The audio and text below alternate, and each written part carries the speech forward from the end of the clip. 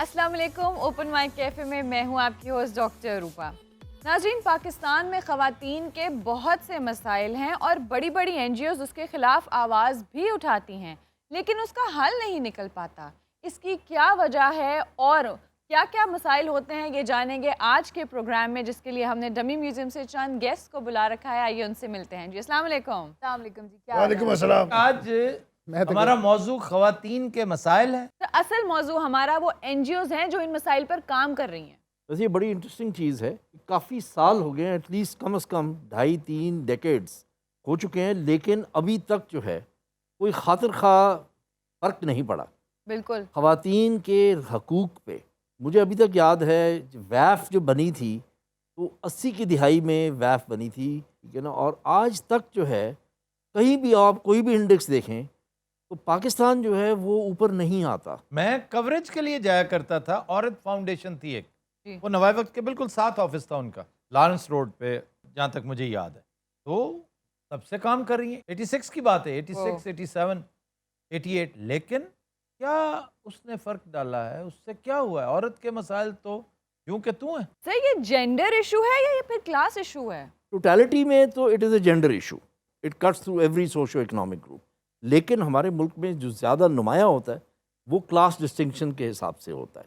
जैसे जैसे आप नीचे जाते हैं सोशो इकोनॉमिक ग्रुपिंग में, वो एम्पलीफाई होता जाता है, बिकॉज एजुकेशन नहीं है, अवेयरनेस उसी हिसाब से नहीं है, हकूक़ का अंदाज़ा नहीं है, लॉज का पता नहीं है, वो ज़्यादा एम्पलीफाई होता है और ज़्यादा मुश्किलात। सर, ये साउथ एशिया की हम मिसाल सामने रखें तो ये वाज़ेह हो जाता है कि ये जेंडर से ज़्यादा क्लास इशू ही है। आप देखिए ना, बांग्लादेश में शेख हसीना का इक़्तिदार 15 साल के लगभग है, खालिदा ज़िया 10 साल तक वहाँ हुक्मरान रही हैं। भारत में इंदिरा गांधी ने मिलाकर 15 साल हुकूमत की है, और श्रीलंका में चंद्रिका कुमाराटुंगा, बंदना नायके की मिसाल आप देख लें।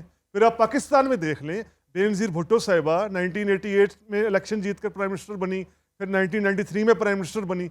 इसके बावजूद इन चारों ममालिक में आप देखें ख़वातीन के हकूक़ की सूरत हाल बहुत बदतर है। अभी रेहाम खान बाल बाल बची हैं प्राइम मिनिस्टर बनने से, और मरियम नवाज के प्राइम मिनिस्टर बनने से बाल बाल हम बचे हैं। ये ऑलमोस्ट हो चुका था। ये वाकई हकीकत है। सर, कहा तो यही जा रहा है कि जो स्क्रिप्ट लिखा जा चुका था किसी और जगह पर, Reham Khan would have been your prime minister. ये तो आपको बचा गई है, ये सेपरेशन, ये divorce. But this is a very far-fetched thing. It's one of the so many conspiracy theories, but it is a very juicy, very attractive conspiracy theory. Unfortunately, we cannot discuss it on TV. अभी बड़ा ही मज़ेदार एक वो आया हुआ था कि comparison था between the main leading countries and women, और ये कोविड के हवाले से था। जहाँ जहाँ ख़वातीन हैं they have done better. Of course women can handle better, sir. आप तो ये समझ रहे हैं। बट आप यहाँ क्या कर रही हैं? देखिए, हम ही तो कर रहे हैं, आप हमें नज़रअंदाज नहीं कर सकते। आफ्ताब साहब बताइए ज़रा। क्या बताऊं मैं बताऊंगा, आप शर्मिंदा होंगी। लेकिन फिर भी सर, मामला क्या है इनका? ये रिटायर्ड ब्यूरोक्रेट हैं।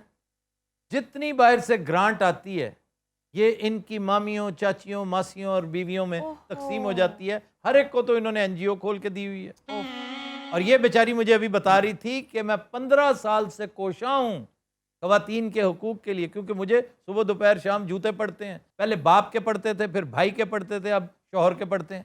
आप मुझे ये बताइए। एक सेकंड, अब आपने मुझे खुद कहा है तो मुझसे फिर सुन लीजिए ना। उसकी NGO अभी तक रजिस्टर नहीं हो पाई। हाँ, मैं बड़े दफ्तरों के चक्कर ला ला मर गई हैं। और इनके यहाँ एक एक जैसे परमिट होता है ना, एक NGO रजिस्टर है, 5 परमिट घर में पड़े। तो सर, ऐसे लोगों के ऊपर रिपोर्टर्स कहाँ चले जाते हैं? ये जो बड़े लीडिंग रिपोर्टर्स हैं आपके मुल्क के, वेस्टेड इंटरेस्ट होते हैं, वो कभी भी नहीं देखते इस तरफ। बड़े बड़े जो इन्वेस्टिगेटिव जर्नलिस्ट हैं, आज तक उन्होंने कोई स्टोरीज नहीं की। वो सिर्फ इस्तिलाहान बात कर देते हैं कि NGO टाइप या ये NGOs। किसी ने आज तक कोई नहीं सर, डीप कुछ ना स्टोरी कुछ नहीं। किया, कुछ ना कुछ जरूर बहुत किया। कम। अंसार अब्बासी ने कुछ ना कुछ, तो मैंने देखा नहीं है, लेकिन is a very good investigative reporter. उसने कुछ ना कुछ किया होगा। अगर नहीं किया तो ये अफसोस की नहीं, शर्म की बात है। तो बिल्कुल। इसी तरह उमर चीमा और बहुत हमारे यहाँ कुछ ऐसे रिपोर्टर्स हैं जो बिन खिले मुरझा गए।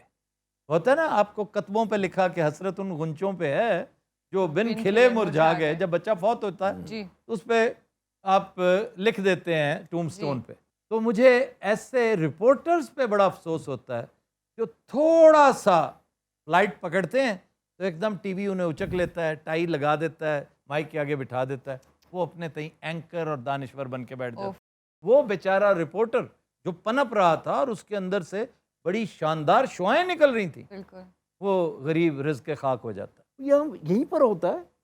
बाहर तो मैंने नहीं देखा कि कोई रिपोर्टर जो है वो 40 साल की उम्र में वो रिपोर्टिंग छोड़ ये दे। बॉब वुडवर्ड अभी तक वही कुछ कर रहा है जो उसने निक्सन के दौर में किया था। वाटरगेट स्कैंडल उसी ने ब्रेक किया था। फ्रीडमैन वही कुछ कर रहा है। ज़्यादा किताबें लिख दे ना, जी। उसने अपनी किताब, वो क्या है, द वर्ल्ड इज फ्लैट। ये बड़ा तफाखर महसूस करते हैं ये लोग कि हम रिपोर्टर्स हैं। हमारे यहाँ रिपोर्टर एक स्टिग्मा है हाँ। कि वो ये तो रिपोर्टर है। बिल्कुल।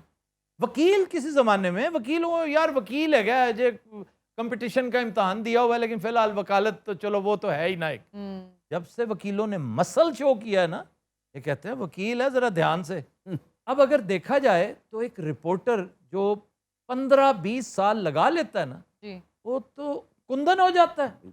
उसको एक एक पिलर का पता है, एक एक पोस्ट का पता है, मैंने कहाँ से उठना है, कहाँ जाना है। बिल्कुल। एडिशनल सेक्रेटरी से होकर मैंने फिर किस दफ्तर जाना है, फिर उसके बाद फिर से एडिशनल सेक्रेटरी, फिर सेक्रेटरी के पास जाना है, उसको सारी ट्रेल का पता हो। और उसको कभी बैरियर्स, ये जो एक आप कम्युनिकेशन थ्योरी पढ़ते हैं, the gatekeeper concept, very interesting. किसी दिन उस पर बात करेंगे कि गेट कीपर कॉन्सेप्ट, ये सीधे सीधे एक काम के रास्ते में जो जो गेट कीपर हायल होता है। आपसे किसी ने बात करनी तो पहले वो आपके ड्राइवर से करेगा, ऑपरेटर से करेगा, बिल्कुल। फिर आपके सेक्रेटरी से, मैनेजर से, फिर आपके प्रोड्यूसर से। ये सारे अनासर गेट कीपर्स हैं। एक अच्छा और बुजुर्ग रिपोर्टर इन गेट कीपर्स को भुगत चुका होता है। वो तो उसकी इज्जत ही इतनी करते हैं। जिस तरह उम्र के साथ साथ एक डॉक्टर और वकील कुंदन हो जाते हैं, उसी तरह रिपोर्टर हो जाता है। हमारे यहाँ आप देखें ना, किधर गए वो अच्छे रिपोर्टर्स, वो बेहतरीन रिपोर्टर्स, वो कॉलम निगार बन गए या शो होस्ट कर रहे शो हैं। होस्ट कर। कुछ एडिटर बन के उन झंझटों में पड़ गए कि अब रिपोर्टिंग। हर ये काम बेहतरीन काम है। आपके 60-60 साल के, 65-65 साल के रिपोर्टरों से वाशिंगटन डीसी भरा पड़ा है। सर ये आप तो मगरिब की मिसाल दे रहे हैं, बहुत आगे है। भारत के अंदर ऐसी मिसालें हैं। आप Absolutely. कुलदीप नैयर का मिसाल देखते हैं। कुलदीप नैयर चंद साल कबल उनका भी इंतकाल हुआ है। वो लेट 80s में जाकर भी उनके अंदर जो जिस तरह का आप बात कर रहे हैं, रिपोर्टिंग स्किल, अंदर की खबर बाहर निकाल लेना। मुझे बड़ा फख्र है कि मेरे वो दोस्त थे, बल्कि हम जब वहाँ गए थे तो हमारे सही होस्ट ये 5-6 लोगों के वो थे। उनके साथ बड़ा फन, बड़ी गपशप होती सर थी। उनको भी वैसे इकतदार की गुलाम गर्दिशों ने गुमराह नहीं किया। ना, लाल ना। बहादुर शास्त्री के दौर से वो इस सारे मामलात में बहुत थे। प्यारा- अब तक एक ईमानदार, जी। एक ऑनेस्ट, एक बिल्कुल एक प्यारा कैरेक्टर। उनकी आदत थी, वो आते ही जब देखते यंगस्टर्स बैठे, ओ मुंडियो, हमें बल्कि एक दफा उन्होंने डांटा था, आके खड़े हो गए ना, तो मेरी नजर नहीं पड़ी, किसी और ने दरखोरे इतना नहीं समझा, तो ये खड़े हो कहते ओ मुंडियो तुहानू किस ने दस्या बड़ा आया, तो खड़े होंदे। तो एकदम फिर शर्म। That was the beginning of our friendship and that happened in Delhi. Pakistan के टॉप रिपोर्टर्स आप किसको गिनेंगे? अब सर ये डिपेंड करता है कि आप रिपोर्टिंग कर किस चीज की रहे हैं। डिफरेंट बीट्स है ना, क्राइम बीट है, पॉलिटिकल बीट है। पाकिस्तान में टॉप रिपोर्टर्स होते थे जो गए वक्तों में। लाहौर में हमने जो देखा ना, एक अननोन कैरेक्टर, आप हैरान होंगे, पहा इस्माइल आपने कभी सुना ही नहीं होगा। नहीं सुना। पहा Ismail, he was very close buddy of Ghulam Haider wine.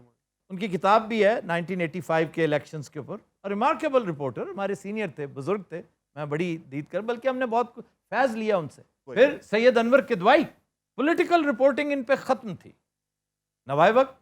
फिर जंग में बड़े बड़े Hamid Mir was a very good reporter. Zafar Abbas as a reporter, remarkable reporter. फिर एक बहुत शानदार रिपोर्टर होता था नुसरत जावेद। रऊफ क्लासरा का शुमार उन गुंचों पे है जिन पे मैं हसरत करता हूँ। सर रक्षा चलाना, मैं यकीन करो। ਠਹਿਰ ਜਾ ਮੈਨੂੰ ਗੱਲ ਕਰ ਲੈਂਦੇ। ਅੱਜ ਜਿਨ੍ਹਾਂ ਨੇ ਆਪਣੀਆਂ ਆਪਣੀਆਂ ਐਨਜੀਓ ਬਣਾਈਆਂ ਨਾ ਵੱਡੀਆਂ ਵੱਡੀਆਂ, ਇਹ ਆ ਕੇ ਤਸਵੀਰਾਂ ਤੋਂ ਸੁਰਾਂ ਖਿਚਾ ਕੇ ਮੁੜ ਕੇ ਪਤਾ ਹੀ ਨਹੀਂ ਲੈਂਦੇ। ऐसी बात भी नहीं है। देखिए आफ्ताब साहब, ਹੈ आपने ਇਹੋ ਜੀ ਗੱਲ। इतना क्रिटिसाइज तो कर लिया है एनजीओज़ को, स्पेशली ख़वातीन की एनजीओज़ को। ये बात आप भूल गए हैं कि आपके मुल्क में जितनी भी अवेयरनेस आई है, जितने भी बिल्स पास हुए हैं, उनमें इन ख़वातीन की आवाज़ का बहुत बड़ा रोल है। इसमें डोमेस्टिक वायलेंस का रूल पास हुआ आपके मुल्क में, होम बेस्ड वर्कर्स का हुआ, हरासमेंट का हुआ। आपको क्या लगता है कि हम जैसे लोग अगर आवाज़ नहीं उठाते तो ये बिल ऐसे ही पास हो जाते? नहीं, इसमें कोई शक नहीं कि कम से कम 20% of the NGOs are remarkable, but we are focusing on the rest of the 80% जो खा रही हैं।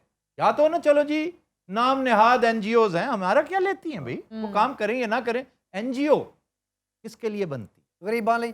नो, खुदा के लिए, अल्लाह को खुश करना, अपने आप को खुश करना। एनजीओ वो नॉन गवर्नमेंट होती है, कोई नॉन कमर्शियल होती है, उसमें कोई लंबा चौड़ क्यों सर? बिल्कुल नॉन तो जिसने अल्लाह को धोखा देना है वो देता भी रहे, हमें उससे कोई गरज नहीं।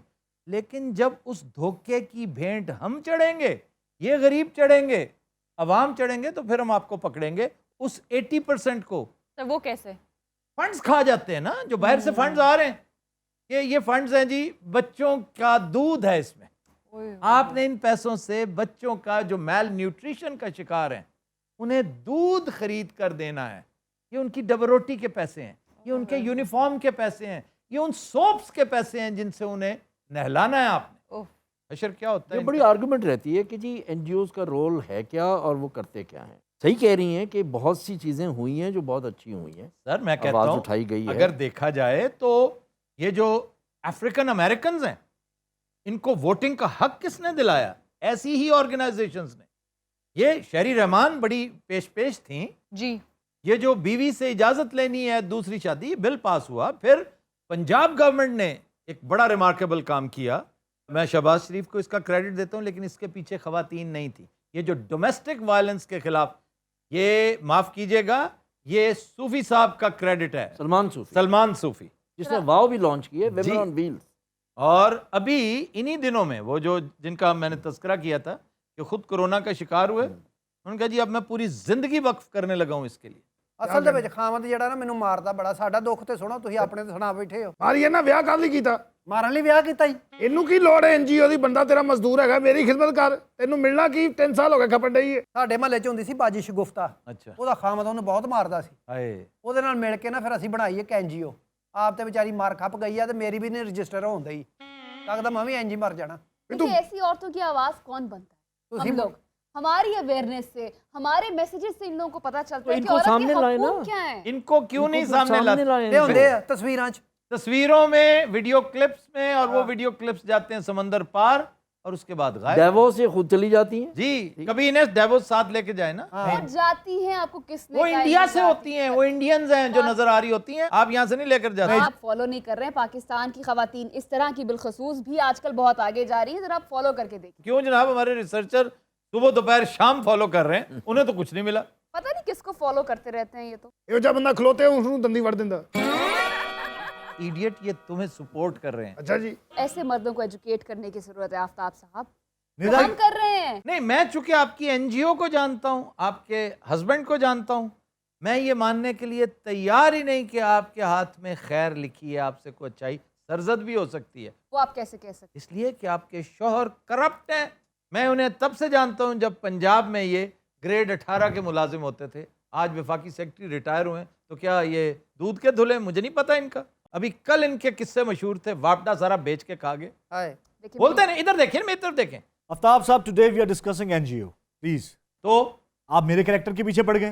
हुजूर, मैं आपके जरिए इस एनजीओ की असलियत डिग आउट कर रहा हूं। आफ्ताब सर- साहब मेरी बात सुनिए, इनका कोई ताल्लुक नहीं है मेरी एनजीओ से, ये मेरा कॉज है। इसके लिए मैंने कितने धक्के खाए हैं आपको मालूम नहीं है। निदा आप- बहुत मेहनत करती हैं, मैं जी, आपको निदा बता रहा हूं। यकीनन मेहनत कर, कौन मेहनत नहीं करता? डबल शाह मेहनत नहीं करता था।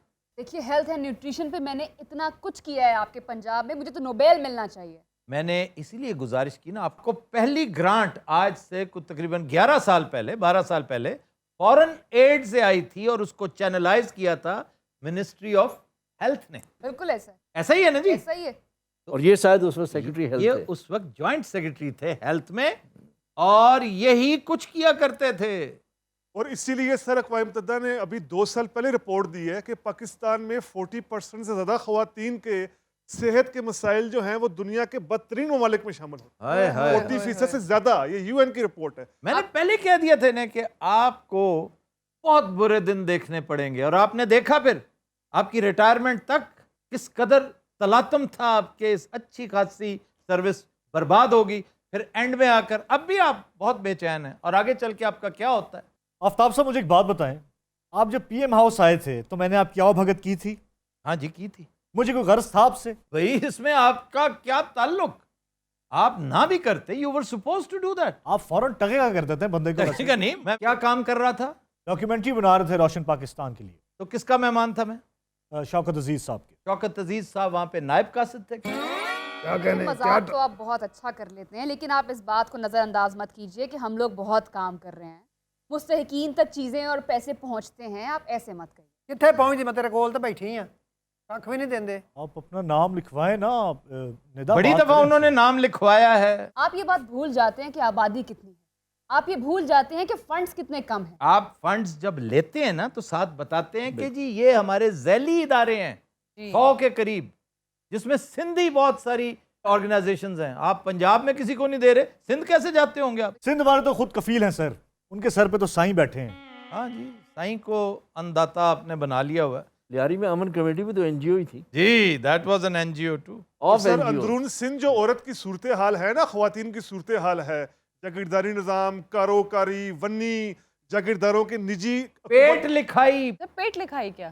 एक गरीब हारी किसान मजदूर, और ये सिर्फ सिंध में ही नहीं, पंजाब में भी, साउथ पंजाब में ऐसे वाकयात से अटा पड़ा है साउथ पंजाब कि आपने अगर 50,000 रुपया मांग लिया कि जी मेरे घर बीमारी आ गई है, मेरे 2 बच्चों को कोरोना हो गया, मेरी बीवी को कोरोना हो गया, या कोई केस हो गया, आमतौर पे इनको केसेस केसेस ले के लिए दे पैसे जाते हैं चाहिए।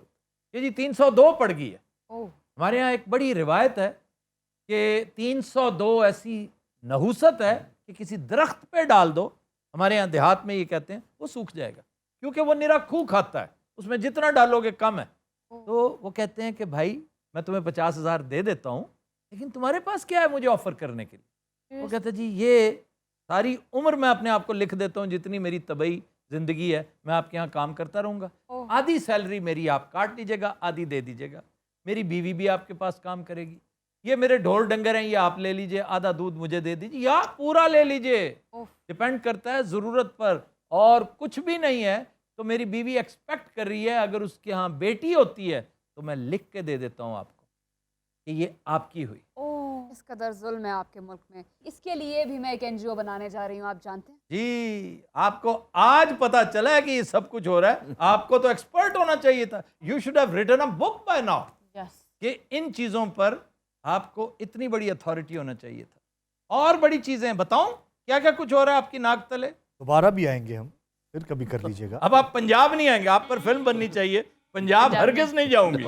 कि कॉन्ट्रासेप्टिव्स पर भी बहुत काम हो रहा है, इस पर मैं एक स्पेशल सेक्टर बना रही हूँ, इसकी एनजीओ अलग बनेगी। आप ये क्या अलग क्या है। बनाएंगी? देखिए इस मुल्क आप में- एक काम करें, एक काम को तकमील तक पहुंचाएं, बजाय इसके कि 10 काम शुरू कर नहीं, दें। फिर वो जो ग्रांट है वो किसी और को दे दे। सर जब तक ये एनजीओज वुमेन के लिए, ख्वातीन के लिए इकोनॉमिक एम्पावरमेंट करने का बंदोबस्त करेंगी, तब तक ये मसला हल नहीं हो सकता। वेस्ट के अंदर मिसालें मौजूद हैं। आप देखिए कि जब अमेरिका में 1920 में 19 अमेंडमेंट कर ख्वातीन को वोट का हक दिया गया, यानी 1920 में, तो उससे पहले वो वुमेन अक्सरियत ने इकोनॉमिक एम्पावरमेंट ली।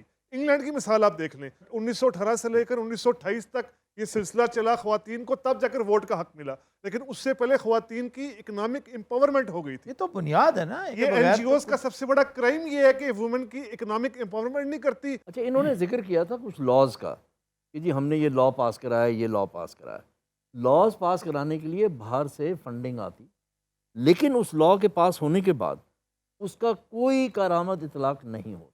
वहाँ पर ये भूल जाते हैं, अगली चीज़ के पीछे पड़ जाते हैं। ये बहुत अहम बात की फैसल साहब ने। लॉज का नहीं तब हटते। तक असर नहीं होता जब तक उससे पहले सोशल बिहेवियर ना बदले। बिल्कुल। आप देखिए बड़े सगीर में जब अंग्रेजों ने सती जैसी इतनी जालिमाना रस्म खत्म की थी, तो उससे पहले वो राजा राम मोहन राय तहरीक चला चुके थे, तो सती के खिलाफ कानून बना, वो कानून मंजूर हो गया। उससे पहले वो हिंदू खुद कानून बनने नहीं दे रहे थे। तो कोई भी कानून इम्प्लीमेंट सही तरीके से तभी होता है जब उससे पहले सोशल बिहेवियर को चेंज किया बिल्कुल। जाए। ਅੱਛਾ ਕੁੜਤਾ ਪਾਇਆ ਫਾਲਸਾ ਕਲਰ, ਇਹ ਤੁਸੀਂ ਮੇਰੇ ਖਿਆਲ 24 ਕਲਰਾਂ ਦੇ ਇਹੋ ਜਿਹਾ ਸਵਾਲ ਹੈ ਨੇ ਇੱਕੋ ਵਾਰੀ।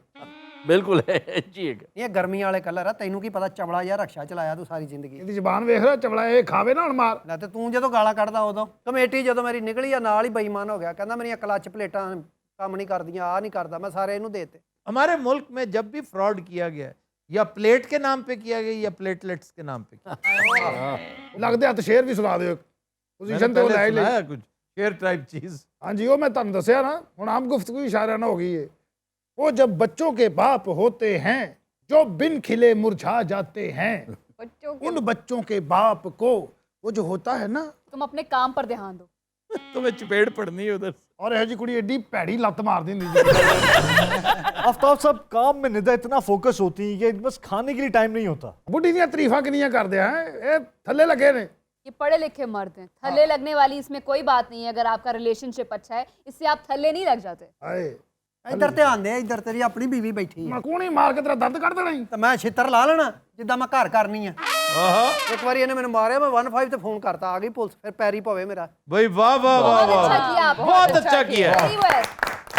ਤੇਰੀ ਗੱਲ ਸੁਣ, ਇਹੋ ਜਿਹੀਆਂ ਤਾੜੀਆਂ ਤਲਾਕ ਕਰਾ ਦਿੰਦੀਆਂ ਹੁੰਦੀ। ਅੱਲਾ ਰਹਿਮ ਕਰੇ, ਤਲਾਕ ਕਰਕੇ ਹੁਣ ਕਿੱਥੇ ਜਾਣਾ ਮੈਂ? 8 ਬੱਚੇ ਕਿੱਥੇ ਪਾਉਣੇ ਈ? ਤੇ ਉਹ ਸਾਰੇ ਤੇਰੇ ਵਰਗੇ ਹੀ ਆ। ਨਿਕਾਹ ਨਾਮਾ ਗਵਾ ਛੱਡਿਆ ਹੈ ਕੋਈ ਗੱਲ? ਉਹ ਬੱਚਾ ਛੋਟਾ ਨਹੀਂ, ਉੱਤੇ ਚੌਲ ਪਵਾ ਲਿਆ ਵੀ ਤੋਂ ਬਾਹਰੋਂ। चलो नया बनवा लो, ऐसी क्या बात। ਇਹਨੂੰ ਮੈਂ ਇੰਨੇ ਦਿਨ ਹੋ ਗਿਆ, ਮੈਂ ਕਿਹਾ ਰਕਸ਼ੇ ਦਾ ਜਿਹੜਾ ਸਲੈਂਸਰ ਜਾਂ ਠੀਕ ਕਰਾ ਲਾ। ਜਦੋਂ ਮਹੱਲੇ ਚ ਆਉਂਦਾ ਰਾਤ ਨੂੰ 2 ਵਜੇ ਲੋਕੀ ਉਹ ਗਾਲਾਂ ਕੱਢਦੇ ਆ ਮਨ। 1300 ਦੀ ਢੋਲਕੀ ਪੈਂਦੀ ਉਹਦੀ, ਮੈਂ ਕਿੱਥੋਂ ਪਵਾਵਾਂ? ਤੇ ਜਿਹੜੀ ਰਕਸ਼ੇ ਦੇ ਪਿੱਛੇ ਰੱਖੀ ਉਹ ਪਵਾ ਲਾ। ओए ये इसके बाद ढोलकी भी है? ਢੋਲਕੀ ਆ ਜਿੱਥੇ ਵੇਖਦਾ ਕਨਾਤਾ ਉੱਥੇ ਉਹ ਵਜਾਉਣ ਲੱਗ ਪੈਂਦਾ। ਇਹਨਾਂ ਦੀ ਖਾਤਰ ਮਜ਼ਾਕ ਕਰਦੀ, ਤੁਹਾਡੀ ਖਾਤਰ ਖਜਲ ਹੁੰਨਾ ਮੈਂ। अच्छा खानदानी हो? ਇਹ ਖਾਨਦਾਨ ਤੇ ਇਹਨਾਂ ਦਾ ਬੜਾ ਕੁੱਤਾ ਜਿਹਾ। ਬੜੀ ਮਿਹਨਤ ਕੀਤੀ ਜਨਾਬ ਮੈਂ। और तुम चुप रहो। अच्छा जी, आप बताएं जी कुछ, आप बैठे फिर आप कहेंगे कि हम आपके मेहमान गए और आपने बात भी नहीं की। नहीं, मैं वही देख रहा हूँ कि आप ज़्यादा फोकस आपका ਸਿੱਧੀ उनकी ਤਰ੍ਹਾਂ तरफ। ਬੋਲ ਅੰਤਰ ਜਾਣਿਆ, ਤੂੰ ਕੋਈ 6 ਫਿਲਮਾਂ ਕੀਤੀਆਂ ਨੇ। ਸਾਰੀ ਜ਼ਿੰਦਗੀ ਰਿਸ਼ਵਤ ਦਾ ਪੈਸਾ ਖਾਦਾ ਹੀ। ऐसे ही अमिताभ बच्चन बन रहा ਐਵੇਂ ਹੀ ਉਹ ਆਪਣੇ ਤਲਫਜ਼ ਨੂੰ ਠੀਕ ਕਰਨ ਦੇ ਆ। ਜਿਹਨੂੰ ਇੰਪ੍ਰੈਸ ਕਰ ਰਹੇ ਹੋ ਤੇਰਾ ਵੀ ਪਿਓ ਆ। ਤੇਰੇ ਕੋਲ ਨਿਦਾ ਨਾ ਹੋਵੇ ਤੂੰ ਕੱਖ ਨਹੀਂ ਮਨੇ। ਇਹਨੂੰ ਹਰ ਵਾਰੀ ਨਿਦਾ ਸ਼ੈਲਟਰ ਦੇ ਦਿੰਦੀ ਹੈ। नहीं निदा है तो बड़ी देखे ना ग्रेसफुल। मैं आपको ऑर्गेनाइजेशन का न्यूज़ लेटर भिजवाऊंगी, आप प्लीज डू देखिएगा। Please do. अगो ना नहीं कि मेरे पास टाइम नहीं है, मैं busy for it, please do. उन्हें को पिंडो फोन आया जरा पहुंच, मेरे पास तो 6 दिन का टाइम नहीं है। मैं तो यार बिजी, बंद करो फोन, तुम्हें तमीज नहीं ठा पर हर को चाचा बोलन डे कहो। ਪਿੰਡੋਂ ਇਹਨੂੰ ਕਦੀ ਖੈਰ ਦੀ ਖਬਰ ਨਹੀਂ ਆਈ। ਉੱਥੇ ਜਦੋਂ ਫੋਨ ਆਏਗਾ ਨਾ, ਮਹੀਦਾ ਫੜਿਆ ਗਿਆ, ਉਹਦੀ ਜ਼ਮਾਨਤ ਕਰਾਉਣੀ। ऐसे आप कौन ने? ये हमारे रिसर्चर हैं। ਇਹੋ ਜਿਹਾ ਬੰਦਾ ਬੜਾ ਚਲਾਕ ਹੁੰਦਾ। ओ ये तो बड़े मासूम हैं। ਮਾਸੂਮ ਨਹੀਂ, ਇਹੋ ਜਿਹਾ ਨੂੰ ਬੱਕਰਾ ਢੁੱਡ ਮਾਰੇ ਨਾ ਅੱਗੇ ਇੱਟ ਕਰ ਦਿੰਦਾ ਹੁੰਦਾ ਠਾ। ਅੱਛਾ, ਇਹੋ ਜਿਹੇ ਬੰਦਾ ਕਿਤੇ ਮਹਿਮਾਨ ਜਾਵੇ ਨਾ, ਇੰਨੀ ਬਿਰਿਆਨੀ ਦਿੰਦੇ ਆ। ਕਿਉਂ? ਹੁਣ ਪਤਾ ਇਹਨੇ ਬਾਅਦ ਚ ਫੇਰ ਮੰਗਣੀ। निदा को बिरयानी बहुत पसंद है। नहीं नहीं, अब तो मैं बहुत कम खाती हूँ, थोड़ा सा डाइट ਉਹ कॉन्शियस। ਕਿਹਨੂੰ ਪਲੇਟ ਚ ਪਾ ਕੇ ਲਿਆਉਣ ਡਏ ਨੇ? ਉਹਨਾਂ ਦਾ ਕੋਈ ਪਤਾ ਨਹੀਂ। ਫੌਰੀ ਕਹਿੰਦੇ ਇਸ਼ਫਾਕ ਨਿਦਾ ਕੇ ਲਈ 30 ਤਰ੍ਹਾਂ ਦੀ ਬਿਰਿਆਨੀ ਬਣਾਈ ਜਾਏ। ਅਸੀਂ ਭਾਵੇਂ ਇੱਥੇ ਕੱਲ ਦੇ ਭੁੱਖੇ ਮਰ ਗਏ ਹੋਈਏ, ਔਰ ਫੌਰੀ ਉਧਰ ਤਬਲੇ ਜੰਗ ਜਿਹਾ ਵਜਣਾ ਟੜਾਮ। ਅੱਛਾ, ਇਹੋ ਜਿਹੇ ਬੰਦੇ ਦਾ ਫ੍ਰਿਜ ਖੋਲੀਏ ਨਾ, ਦੇਸੀ ਮੁਰਗਾ ਹੀ ਮੱਥੇ ਲੱਗਦਾ। ਕੀ ਹਾਲ ਆ? ਆਫਤਾਬ, ਮੈਂ ਜਵਾਨੀ 'ਚ ਬੜੀ ਸੋਹਣੀ ਹੁੰਦੀ ਸਾਂ। ਐਡੀ ਤੂੰ ਸ਼ਕੁੰਤਲਾ ਦੇਵੀ। मैंने चंद दिन पहले शकुंतला बताया था ना, ਹਾਂਜੀ हमारे ਹਾਂਜੀ। भी इसी शो में। ड्रामा था ड्रामा। राइटर कौन था? बिफोर क्राइस्ट लिखा गया, ਇਹ ਬਿਫੋਰ ਕ੍ਰਾइस्ट ਕੀ ਆ ਹੁਣ? हजरत ईसा से पहले लिखा गया। ਚੰਦਰਗੁਪਤ ਮੌਰੀਏ ਨੇ। चलो ਹੋਰ कालिदास। ਮੈਂ ਕੋਈ ਕਾਲੀਦਾਸ ਨੂੰ ਭੈਣ ਦਾ ਰਿਸ਼ਤਾ ਨਹੀਂ ਦੇਣਾ। अच्छा, वैसे निदा आपसे बहुत इंस्पायर है। आप गरीबों का दर्द समझते हैं, वाह। आप लोगों की बात करते हैं, इंसानियत की बात करते हैं। ਇਹ ਕਿੱਡਾ ਕੁੰਦ ਜ਼ੇਨ, ਇਹਨੂੰ ਪਤਾ ਨਹੀਂ ਵੀ ਕੀ ਹੋ ਰਿਹਾ ਹੈ। ਆਫਤਾਬ, हाँ जी ਆ ਘੁੰਮਦਾ ਵੀ ਆ? हाँ जी, तू झूठा लेना। ਇਹ ਗੋਲ ਭਲਾ ਕਿਉਂ ਬਣਾਇਆ? ਦੁਨੀਆ ਗੋਲ ਆ। दुनिया घूमती है, गोल नहीं है, दुनिया घूमती है। वाह। ਅੱਛਾ जी। जमीन जो है ना, दुनिया नहीं जमीन, दुनिया ये नहीं है। तो मतलब क्या है इसका? दुनिया का मतलब है नजदीक, और इसका अपोजिट है आखिरत। और मेरी दुनिया तो निदा है जी। ਓਏ ਆਪਣੀ ਦੁਨੀਆ ਦਾ ਧਿਆਨ ਕਰ, ਨਹੀਂ ਤੇ ਆਖਰਤ ਰਹਿ ਜਾਣੀ ਤੇਰੇ ਕੋਲੋਂ। ਤੈਨੂੰ ਪਤਾ ਨਹੀਂ ਕਿੱਡਾ ਮੋਟਾ ਸੂਟ ਪਾਇਆ, ਤੇ ਨਾ ਹੋਣ ਕੀ ਡਿਆ। ਲਾਮਤੀਆ ਠੰਡਿਆ। व्यूअर्स, अब चलते हैं अली अवैस की तरफ, जो हमें खूबसूरत सी गज़ल सुनाएंगे। जी अली।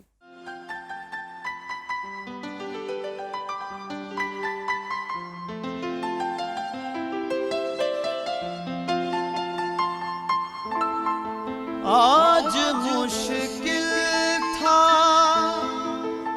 संभलना दो,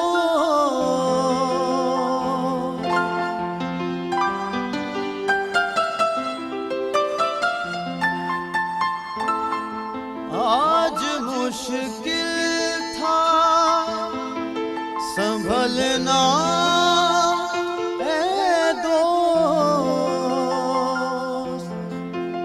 मुसीबत में अजब याद आया, वो तेरी याद अब याद आया, दिल धड़कने का सबब याद आया।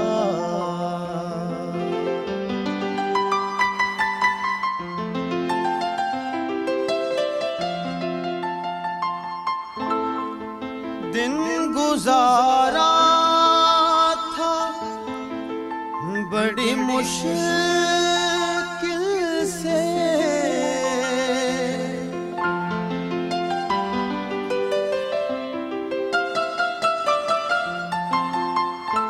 दिन गुजारा था बड़ी मुश्किल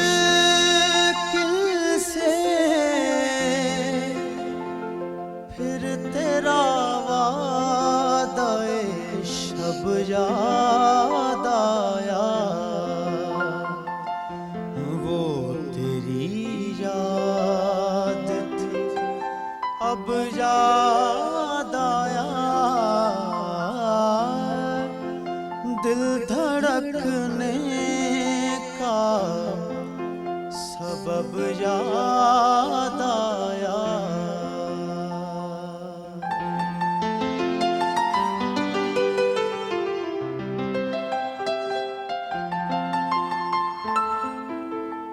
हाले दिल हम भी सुनाते लेकिन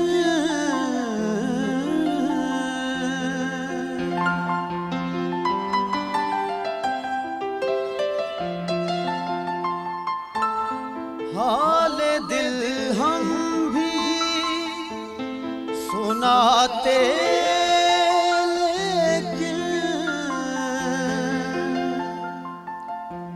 जब वो रुखसत हुआ तब याद आया,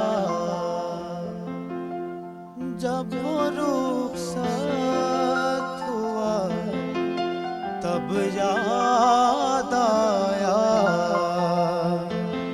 वो तेरी याद थी अब याद आया, दिल धड़कने का सबब याद आया।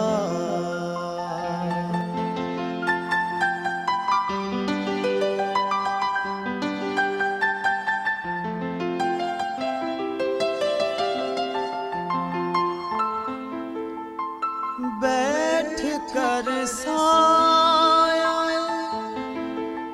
गुल में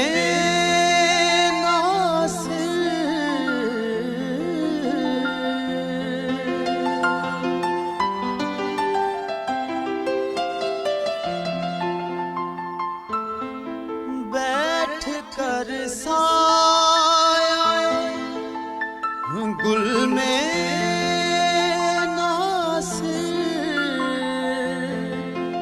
हम बहुत रोए वो जब याद आया, हम बहुत रोए वो जब याद आया, वो तेरी याद थी अब याद